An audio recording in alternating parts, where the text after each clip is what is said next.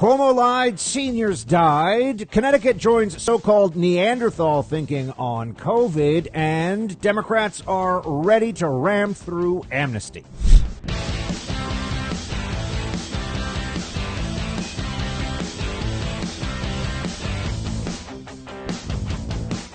Cuomo advisors altered report on COVID-19 nursing home deaths. That was the story in the Wall Street Journal just yesterday. I want to make sure that we all focus in on this because I know the media is spending a lot of time on the sexual harassment allegations about Cuomo, and that's fine. He's a creepy old weirdo. I get it. I'm with you on all that. But what he did in the nursing home fiasco was far more egregious as a matter of public conduct and far more damaging to the Democrat Party and brand and the media, too. That's a mega scandal. Not a thing that can be apologized for, not a thing that you can just wave aside with a hand and a few tears and say, oh, I'll do better other times, I promise. That's not the way this works. We need to continue to hammer home the point here that Cuomo had people on his staff intentionally change numbers about deaths during a pandemic. This would be like a general lying about troops killed in battle so he could keep his job. That's how serious this is. You have to understand the degree to which this changed thinking and this mattered at this period in time of extremely important and tense decision making. Maybe people would have thought differently about, the Great Barrington Declaration, about focused protection for seniors if they had known just how egregious the government misconduct, how awful the decision-making was in New York. Remember, New York and New Jersey, number 2 and number 1, respectively, for COVID deaths per 100,000 people in the United States, both very deep blue Democrat states. Let's remember that. And yet somehow Cuomo was a hero. He was second only to Fauci, to whom I can only say he needs to go Fauci himself. Second only to Fauci in terms of the hero worship from the media. What the heck was this all about? How did this even happen? There's so much going on here. First of all, you have the fact that if you're a Democrat, you can get away with things that you would never be able to. If this were Republican, imagine this were Kristi Noem. Imagine this were Ron DeSantis. If Ron DeSantis hid 15,000 nursing home deaths by undercounting it by 50%, so whatever, they said it was roughly 7,500, let's say. Something along those lines. If he said that it was 7,500, it was really 15,000, people would be demanding not only he resign, and when I say people, I mean universal. There would be universal nationwide condemnation in the media. It would be the top story. And there's just this kind of muted, half-hearted reportage on it from the Democrat outlets. It looks like maybe a crazy thing happened, man. Cuomo was undercounting nursing home deaths by, 50% or something. Wow. They really don't math so good over in the Cuomo office, do they? Yeah, tough to do addition and subtraction. This mattered immensely.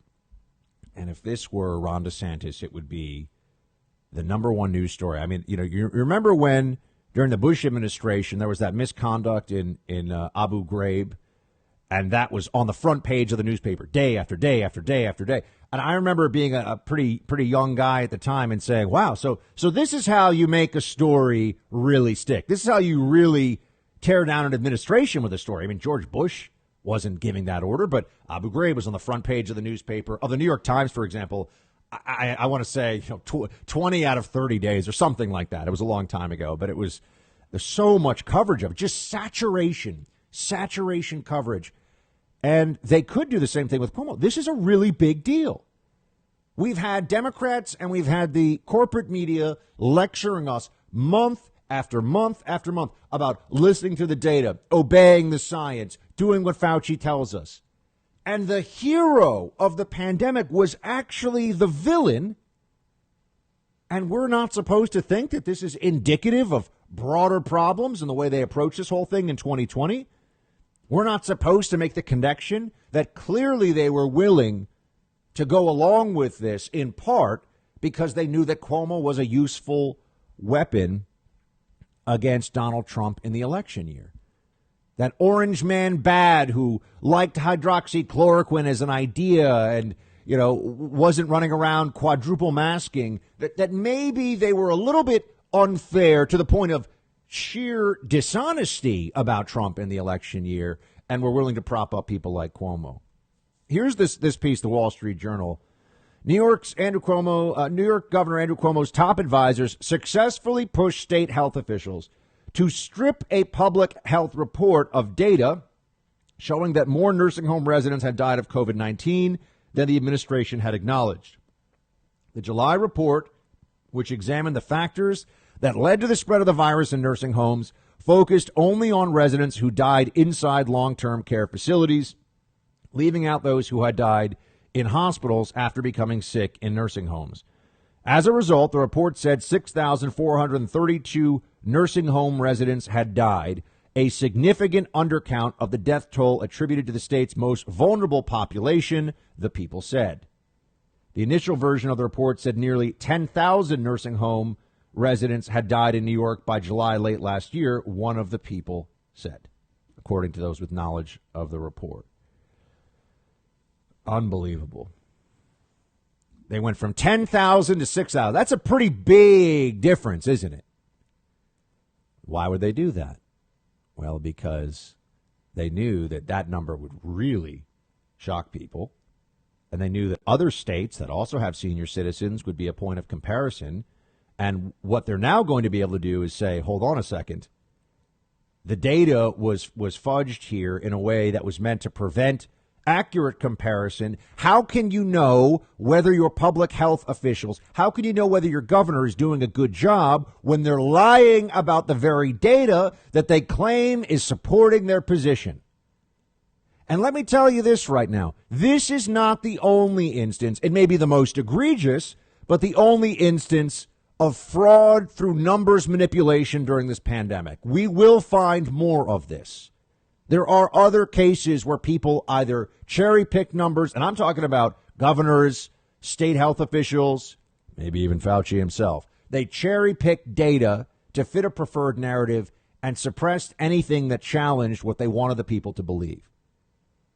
If Cuomo were the CEO of a publicly traded company, or any company for that matter, if Cuomo were the CEO of a private corporation, this kind of activity of hiding numbers like this, if they were profit numbers, for example, if he were cooking the books, he'd be facing prison time. But he cooked the books intentionally on deaths during a pandemic when decisions were being made that were directly affecting, and in some cases, as we see now, causing those deaths. And we're supposed to just forget about it. No big deal. Everybody was doing their best. Cuomo was giving us such great press conferences. His brother over at CNN was doing such funny stuff with him at night. They should have had a duo show. Well, I guess they did. These are the people. These are the voices. These are the platforms out there. All these different Democrat and Cuomo-aligned groups and individuals who have been telling you all along to trust them, believe them. And they missed, and they also slowed this down, right?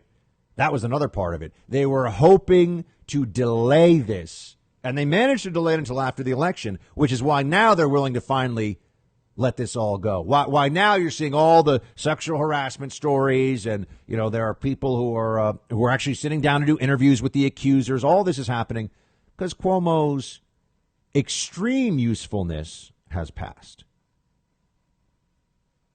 You see this with Cuomo. It reminds me of what I believe will happen soon with Joe Biden, where eventually the Democrats will no longer be able to prop up Biden, who's declining.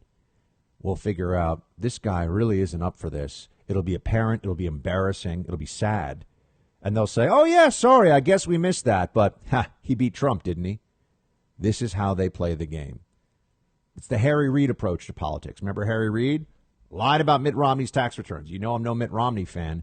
But when asked about this, just complete slander, Harry Reid laughed and said he didn't win, did he? And he was right. This is how Democrats, this is how your corporate media approaches their job. They are on a team. They have picked a side. And in this case of Governor Cuomo, the side they picked was lying about thousands and thousands of deaths. And causing, remember, it's not just that they were embarrassed by the number. I mean, to understand the full scope of this, you have to recognize that Cuomo, because of his unthinkably stupid decision to try to clear out hospital space faster by forcing COVID-positive patients back into nursing homes, he caused more of these deaths. You see, it wasn't just this number looks bad for the state of New York. It's Cuomo made a decision, and some of that decision making or some of that decision's ramifications led to people's moms and dads, grandmas and grandpas dying in nursing homes, not allowed to see their family members, maybe allowed a last Zoom call. It is awful beyond words. But he was telling you, he was giving you lectures. And even if you don't live in New York, he doesn't care. He was America's lecturer in chief during COVID. That's what Cuomo was. He was telling you, if you don't mask up, you might kill somebody. You might cause somebody else's family member, loved one to die. How dare you? Do exactly what Cuomo says or else. Talk about what psychologists would call projection. This is so far the biggest scandal, although there are many, and there's going to be a lot more accountability that we have to force on the lockdowners as we have more data and more of the truth can finally come out. But what Cuomo did was the most appalling decision and the most dishonest aftermath of any major policy choice of the entire COVID-19 pandemic. And we're finding out about it now. We will not let this go. By the way, I've known about this for months. You've known about this for months. It's been reported in the New York Post. Now we just have more and more information. It looks even worse than we thought. The mainstream media is finally touching on this. The mainstream media has finally come around to it because it served its purpose to suppress it when they did. But do not forget this. Cuomo lied, seniors died. That is what happened. The Democrat Party should own this. They are responsible for this, and the corporate media's credibility is even further sullied, if that was even a thing that's possible.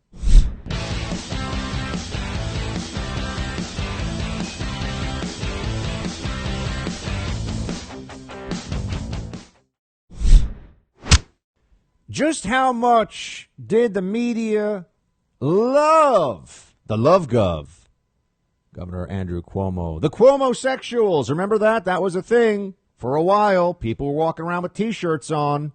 Such a hero. He's such an eligible bachelor. Oh, gosh, people were batting their eyelashes at Cuomo because he was so amazing. He was keeping us safe. The guy's a thug, a bully, and a liar.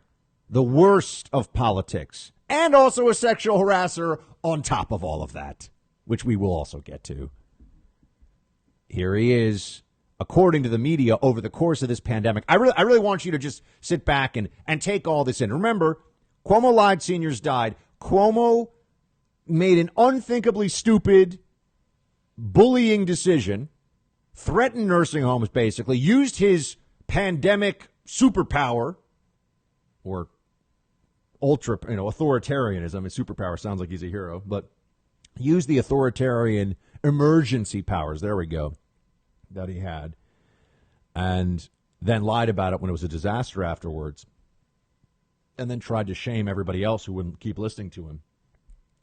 This is what the guardians of our republic, right? The fourth estate. This is what they were saying about all of it. Play two. Standing by for Governor Cuomo's press conference's daily briefing.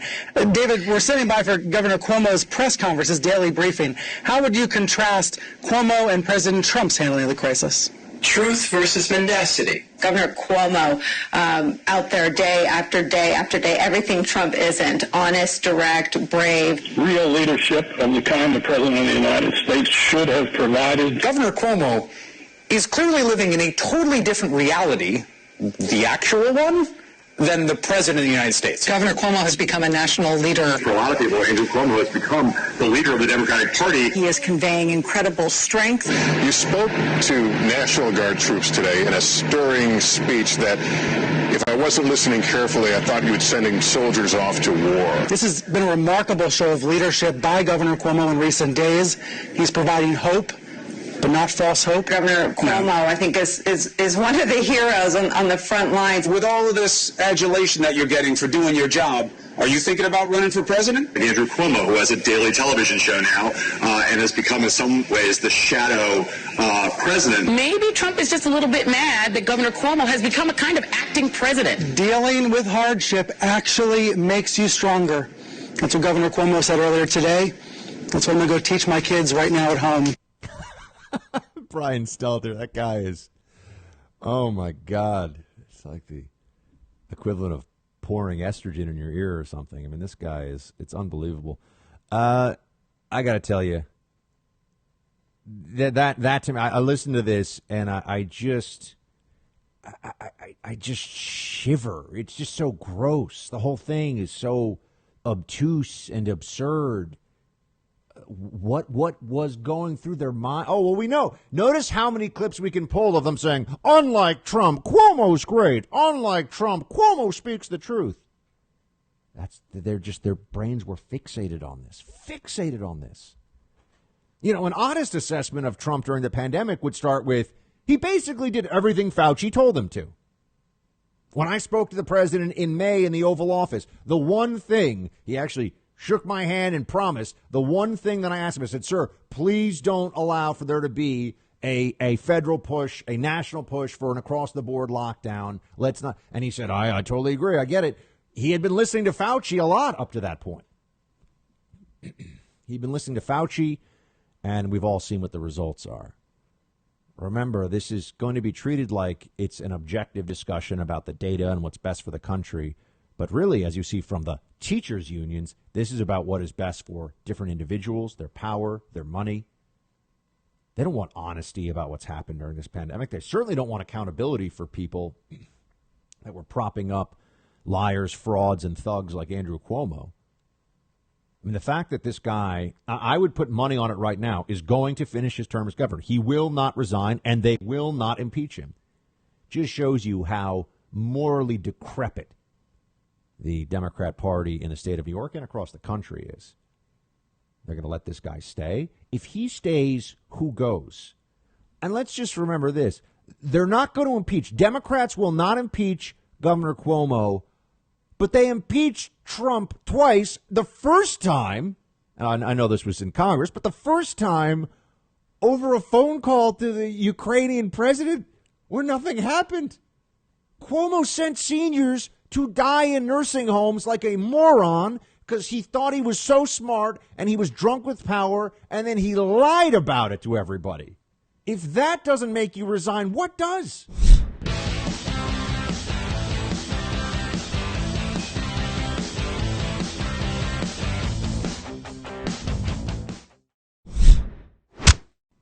Governor Cuomo said that he has never propositioned anybody.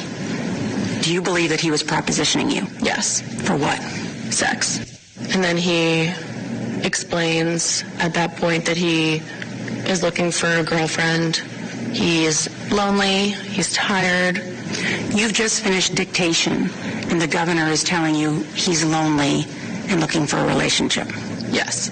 You have been quoted as saying that he also asked you about if you'd ever been with an older man. Yeah. He asked me if age difference mattered.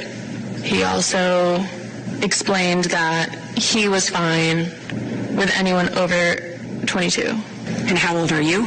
25. What were you thinking as he's asking you these questions? I thought, he's trying to sleep with me. The governor's trying to sleep with me. And I'm deeply uncomfortable, and I have to get out of this room as soon as possible. And to be clear, what made you think that he was trying to sleep with you?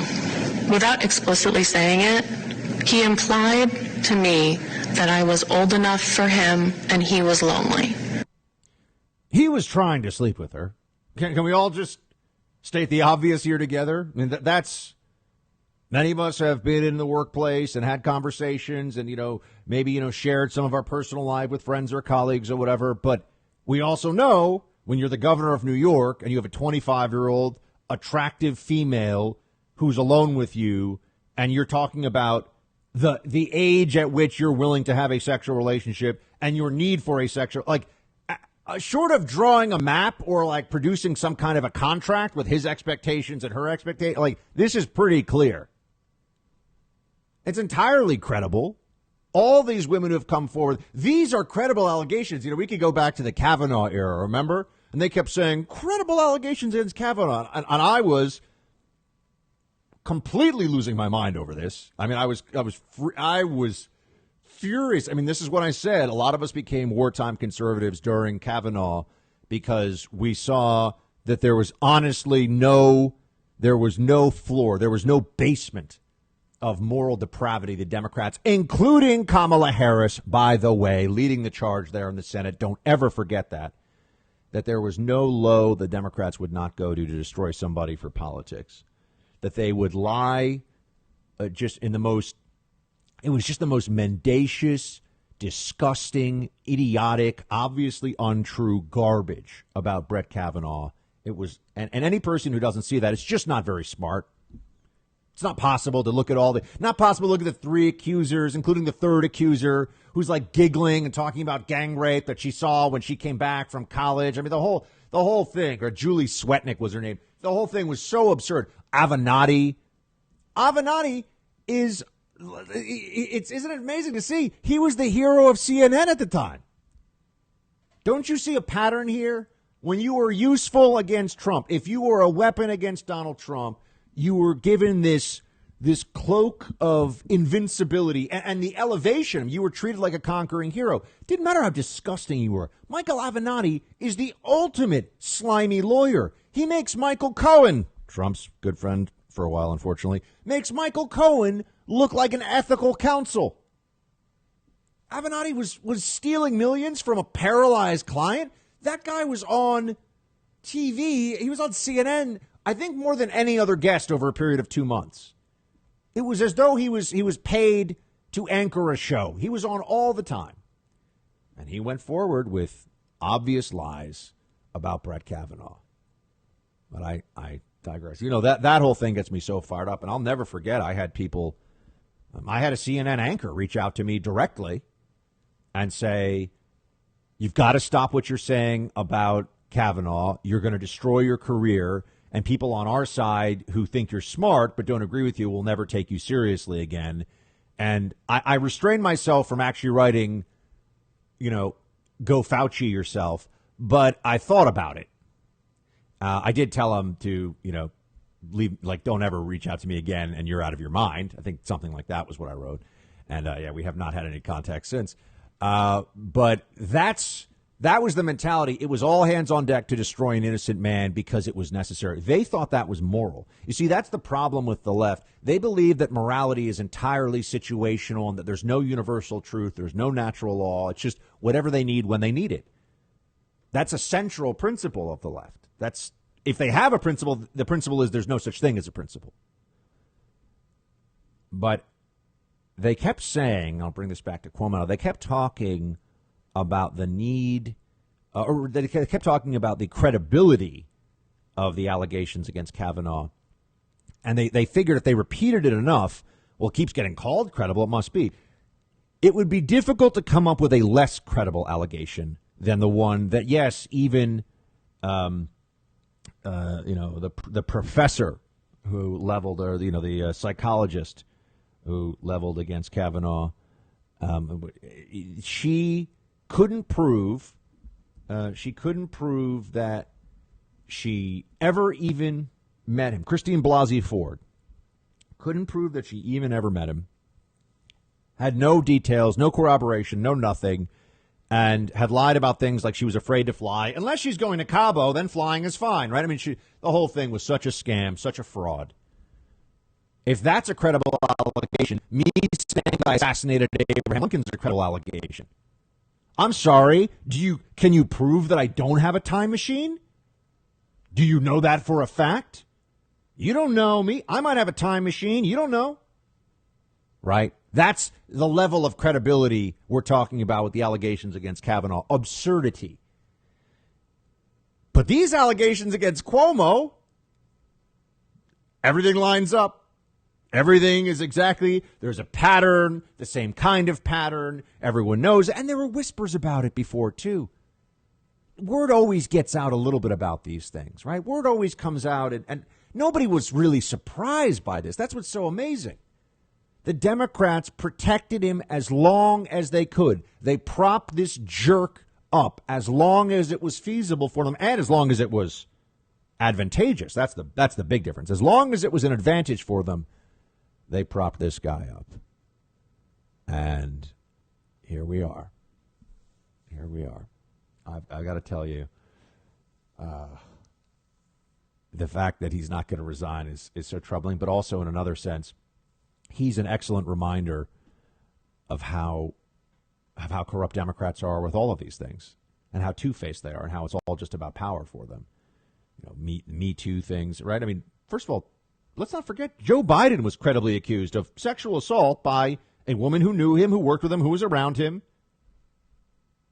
You know, remember when it was, what does she have to gain? Accusing a Democrat who's going to be president of sexual assault, you really got nothing to gain because your life is going to be ruined. You never even hear about that anymore, do you?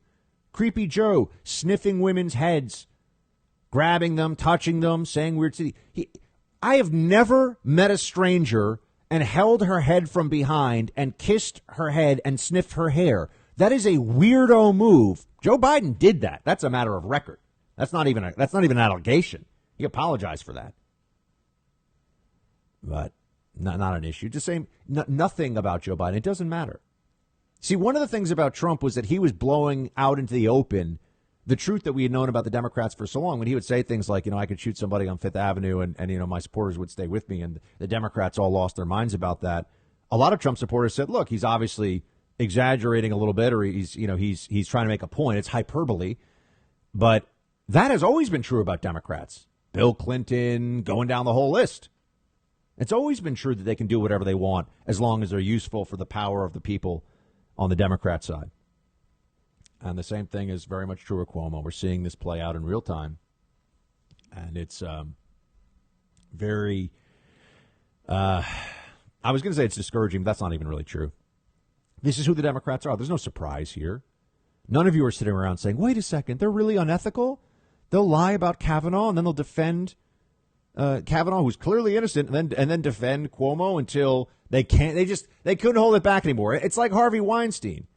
Weinstein was a big friend of the Obamas. He was a big donor to the Democrats. You see, and then eventually they're like, there's too many allegations, too much stuff comes out.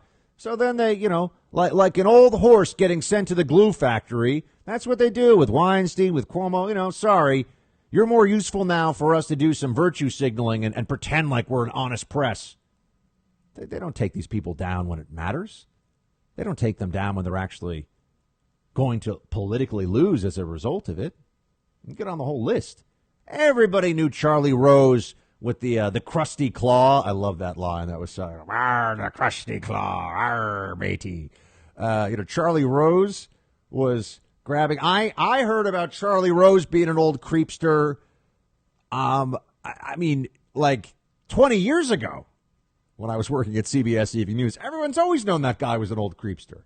You get on this list, all these prominent Democrats that it took so long and then they want applause because the media finally covers the story. No, when they were powerful, when they were necessary to carry the message for the left, they were protected. And the same thing's true of Cuomo here. But you listen to these young women. Look, we also all know, we sit there and you see these women talking about this and you go, yeah, they're telling the truth. We can actually make these. Sometimes you don't know. Sometimes it's kind of hard. Sometimes it feels like he said, she said. No, this is she said, and she's telling the truth. And she said, because there are a handful of them. They're telling the truth. Do the Democrats really care? What's fascinating, of course, is they actually do care about the sexual harassment more than they do the order to send seniors into nursing homes, which undoubtedly put more of them at risk and killed more seniors than would have otherwise died. They care more about uncouth, inappropriate comments said to women. He didn't, he didn't sexually assault anybody. I mean, there are some things Cuomo did not do, but I mean, he clearly likes young women and tries to use his power as a means of getting them into bed with him. And now it's come out, and that is what the media is hoisting him up and destroying him over. That's what they're hoisting him up over, not the seniors in the nursing homes, because that goes after much more than just one man being a lecherous old fool. That goes to something else. It goes to the way the media lied about COVID in so many ways to defeat Donald Trump in 2020.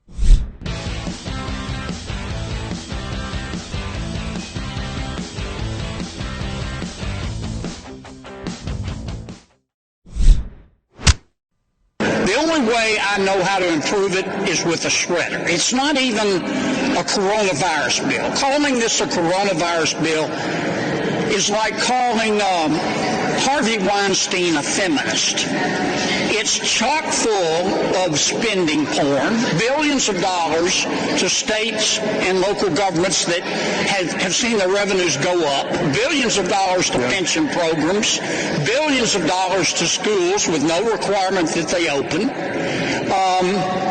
It's an orgy of pork. An orgy of pork. Senator Kennedy says here, it's like calling Harvey Weinstein a feminist. Kennedy's definitely writing out his lines beforehand, that's for sure. And also that I was reminded of this because I mentioned Harvey Weinstein before in the context of incredibly powerful, wealthy, influential Democrats who they cover for as long as they can, and then they want applause when the person is no longer useful to their cause, and they, throw them to the wolves. This coronavirus bill it's not a COVID bill. It's just a Democrat spending bill, and we should come up with a better name for it. One thing where Republicans, I think, continue to fall down on, or a major shortcoming they have, is we need catchy phrases for things too. This is politics. We need shorthand. We need slogans. We need better ways of referring to some of these things, because the second you call this a COVID relief bill, you're basically playing their game. The moment you concede with that word that $1.9 trillion sounds like it's going toward helping people who have been so affected by COVID, but 9% of the actual bill does so. 9%. I mean, if it were like 60 or 70%, I'd say, it's politics. They're going to put some other stuff in there. It's basically all not COVID stuff. In fact, there's there's provisions about, additional spending for education, and most of it doesn't even happen next year. It's built in, it's layered in over years and years, tens of billions of dollars. Oh, you mean the teachers' unions want their payoffs and they want their prerogatives, and it really has nothing to do with their safety? They're so scared. Yeah, that's what I thought. Not a surprise. The pretense of a Biden administration and of a Democrat majority Congress acting in even the most basic bipartisan fashion, I mean, that didn't last a day, did it? When Biden came into office, and his attitude, or I should say the handlers around him and the special interests and the people that are telling him what to do, the attitude was, we won, you lost, go jump in a lake, go blankety blanking blank your blank. And we've seen nothing but that since then. And this is, I think, in part a hangover of the way that Donald Trump psychologically broke the left. And they haven't put themselves back together. I mean, Humpty Dumpty, all the king's horses and men, can't put the Democrats' fragile emotions back together again. I mean, they're having a tough time here because Donald Trump came into office and made fun of them for 4 years for being a bunch of shrill lib lunatics. And now they want payback against everybody else. There's real anger out there. But, Ted Cruz notices that they're not even pretending to be reaching the other side. And you look at the way that Republicans passed real COVID bills with Democrat votes last year. It's actually possible, folks. That's not some theoretical. Democrats are going to pass this probably without a single Republican vote in the Senate. And, who knows how the House is going to go. Play 10. We're getting ready to go through an unfortunate bit of political theater. And the reason for that is that the Democrats have made the decision to be hard partisans rather than to work together in a bipartisan manner. Last year, Congress passed 5 separate COVID relief bills. Every one of them was bipartisan. So it's not just empty words. Republicans here have demonstrated that we are ready and willing to roll up our sleeves and work together in a bipartisan manner to address COVID, to defeat this pandemic, and to get people back to work. Joe Biden and Chuck Schumer and Nancy Pelosi could have done the same. But they made a decision instead. This is not a COVID bill. 9% of this bill focuses on COVID health spending. 91% is a partisan wish list paying off the Democratic special interests that got them elected. And it's cynical. It's got Chuck Schumer's bridge to Canada. The last I checked, a bridge to Canada is not going to defeat COVID. It is not. Sorry, Canada. That's not the way it's going to work. But Republicans did bipartisan things to help the country during COVID. Democrats won't do that now. Why?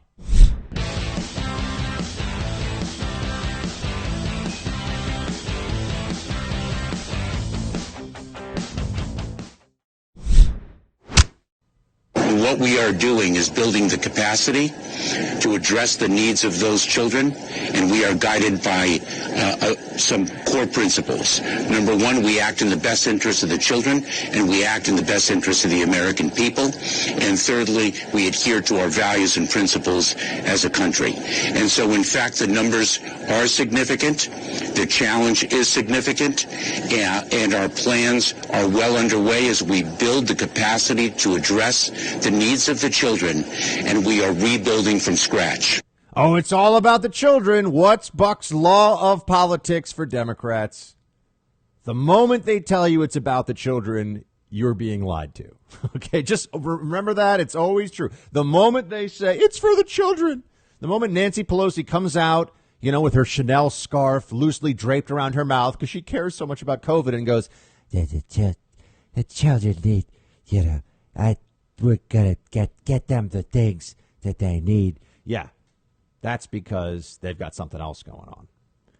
Why do we have what is he saying now? DHS Secretary Mayorkas, a significant challenge at the border. Why do we have this? Because of the Biden administration. That's why we have a huge spike in people coming to the border. They are literally wearing Biden T-shirts, okay? Can we make this any more clear? Illegal immigrants are showing up and wearing T-shirts that say Biden let us in at the border. I think we know why they're showing up. And Democrats are already, House Democrats are already pushing bills, trying to get bills ready to go for mass amnesty. I've said this all along. Policy I'm good at predicting. Elections, I don't think anybody can really predict elections, but policy I can usually see coming. But we're going to have a whole reckoning here as a country about what's going on with our immigration policy right now, because this is about to be the central fight. And really, what you're going to start to see is that they want open borders because sovereignty is for suckers. Sovereignty, a nation that can control its borders, that requires effort. You know what's much better? Create incentives for people to come and give them even more incentives when they stay to vote for one political party, and you effectively create a voter base of anybody from anywhere around the world who feels like coming to America and availing themselves of all of the benefits of being here illegally, right? We're supposed to have a process for all of this. I mean, as Milton Friedman said, it is one thing to have free immigration to jobs. It's another thing to have free immigration to welfare, and you cannot have both. You can have a welfare state, or you can have open immigration for jobs. You have both, you've got a big problem. Do you think we have a bit of a welfare state in this country? Is it fair to say? But this has been a long time in coming. As you know, the dominant liberal media narrative on immigration has been a series of shifting lies for about the last 40 years. In the Trump era, the main leftist argument on immigration shifted into outright moral blackmail from the left. This is how it would always go. You know this. If you ever try to talk to somebody about immigration policy, this is how it happens. Do you have a problem with 1 million illegal arrivals from Central America? You must be racist, they say to you. If you ask any questions about who will pay for these new illegal arrivals in terms of the benefits and welfare, that's a racist question to ask. If you wonder how Social Security and Medicare will remain viable programs when millions of illegal aliens will need similar benefits when they reach retirement age, it's racist to even consider such things. That's what it's just always about, how it's always racist and xenophobic. You're not allowed to ask any questions based on, I don't know, the simple math of how are we going to pay for this? Who's going to pay for this? How's this all going to go? That's more or less the extent of the intellectual discourse you can expect from leftists on the issue of illegal immigration, because they much prefer to engage in ad hominem attacks against anybody who has a problem with open borders. It's so much easier. As you know, illegal alien is a term that appears in the federal legal code many times. Leftists now say that it is hateful, and they're actually in the process of changing this. They might have already changed it by the time I talk to you in the federal code. It's hateful to say words that are written in federal law when it comes to immigration. But they used to insist on illegal immigrant, but they disliked the fact that there was illegal in there. So if you're going to call something illegal, you're kind of admitting it's against the law. That's a problem.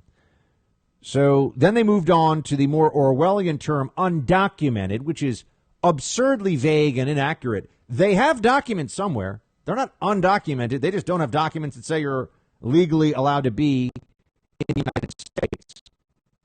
Calling an illegal alien undocumented is like calling a trespasser a pre-invite guest. Now, keep in mind, this phraseology fight is coming to us after decades of brainwashing the American people with platitudes meant to conflate legal and illegal immigration, to mislead citizens about the costs of illegals and pretend the problem was less massive all along than in reality it is. Loaded, misleading claims like America is a nation of immigrants and immigrants do the jobs Americans won't do have become second nature for many American commentators in particular, news anchors, policy analysts. They say these things as though they are written in the Constitution itself. I mean, CNN actually seems to believe that Emma Lazarus's great Colossus poem on the base of the Statue of Liberty is the foundation of federal immigration law. You know, the poem, for anybody who doesn't know this, just so you're clear, that poem was for a fundraiser. The plaque is there for tourists. Okay, that's where the great Colossus poem, give me you're tired, you're hungry, or I don't remember all the poem, but you get it. Historically, Ellis Island was actually a place where immigrants could be rejected on the spot after a weeks-long transatlantic journey. You got about 2% of all new immigrants at Ellis Island were, for medical or mental health reasons, told to go back on the boat and go home. So people were turned away even at Ellis Island. Not a lot, but there were people turned away. The left's rewriting of immigration history isn't simply an academic matter. It's been used to create narratives that support illegal immigration at the expense of rule of law and sovereignty. So that's now it's at the point where we have to see what's going to come next, what's going to happen. We are at the extremes now. We are at the phase where we would have to think about what becomes of this country when there's another mass legalization. Remember, we had a mass legalization under Ronald Reagan in 1986. And they said it would only be, whatever it was, a couple million. And then there was going to be a very secure border and no more illegal immigration. We got the amnesty, and then we got millions and millions more illegal immigrants in the country. And, if all of this is fine, if it is meaningless, as the left now pretends, why do we even pretend there's a thing called assimilation? Why have immigration laws at all? If immigration, including illegal immigration, if illegal immigration is only good, if it is only upside, and there are some radical libertarian think tank types who will always say that, right? Oh, the more if we could take 500 million people from China to the United States tomorrow, it would make us wealthier. That's what they'll tell you. It'll be a better country then. To which I say, okay, if 500 million Chinese arrived in America tomorrow, which I know that's not going to happen, but we're just as a thought experiment, would it still be America? It's still the same country? Don't we have cultures, norms, mores, shared history, tradition? Doesn't all that come from being here and being an American, and that we have an assimilation process for people to become American over time? But, when you show up here illegally and, the first day you step on U.S. soil, you're not an American. You're not by law, and you're not by any other definition. So how do we actually view this as a society? These are the conversations we have to have. And then, of course, there's the the question of the official count. As of 2017, they were saying, and it's true now, too. I mean, I just have the 2017 number in front of me, but they'll say about 11.7 million illegal aliens in the United States. But that figure is an estimate based on voluntary census data. That's right. It's all census data they're using. The real number of illegal aliens is probably much, much higher, right? There were those math nerds at Yale, and I say math nerds with reverence. Just a couple of years ago, they did a PhD project, and they looked at all the available data, and these are math whizzes, and they estimated the number of illegal aliens was more like 20 million, which is close to double the official figure. It's pretty remarkable when you see that we're told the number has stayed constant. Illegal aliens, it has stayed constant for like the last 10 or 15 years. Net migration, zero. You hear all these things. Meanwhile, when I've been down at the border and talked to Border Patrol, members of Border Patrol, you know what they say? That's ridiculous. We're catching illegals crossing over all the time. And illegals aren't in large numbers going back to where they came from, especially if they come from Pakistan or China or the Philippines or wherever. They're not going back to their home countries. Once they get here, they stay. But we cannot have an honest discussion about immigration in this country. And again, see, even just the notion of immigration, I'm talking about illegal immigration. We can't have an honest discussion about it because that would mean the left won't get its way quite as easily. But do you see how they're ramming through this spending bill in the Congress? See how their plans now are to just continue doing exactly what they want? Doesn't matter what the Republicans think. That's the plan for amnesty, too. That's how they're going to ram through amnesty.